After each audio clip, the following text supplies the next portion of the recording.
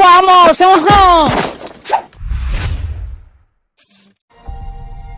తప్పుకోండి తప్పుకోండి.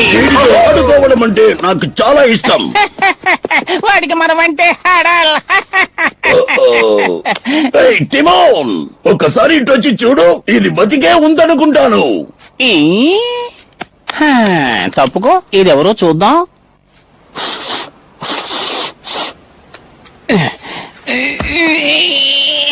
వామో సింహం! పొంబా, త్వరగా పారిపోదాం. టిమోన్, భయం ఎందుకో, ఇది సింహం పిల్ల. వాడి వంక చూడు, బుజ్జిగా ఉన్నాడు, చాలా ముద్దొస్తున్నాడు. వీడిని పెంచుకుందామా? నీకు మతిపోయిందా పొంబా? నువ్వు మాట్లాడేది సింహం గురించి. సింహాలు మనలాంటి వాళ్ళను తినేస్తాయి. వీడు చాలా చిన్నవాడు, త్వరలోనే పెరిగి పెద్దవుతాడు. వాడు మన పక్షానే ఉంటాడు. నువ్వు మతిలేని మూర్ఖుడివి.